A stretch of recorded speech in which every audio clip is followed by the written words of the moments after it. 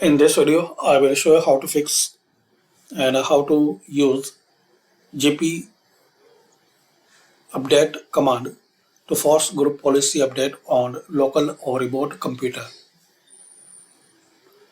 So open CMD and run as administrator.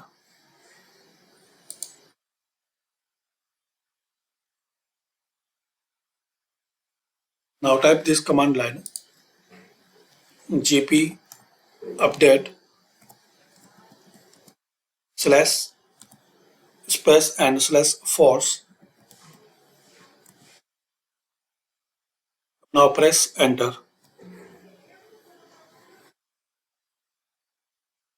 So this is the way you can update forcefully group policy on your computer. Thanks for watching.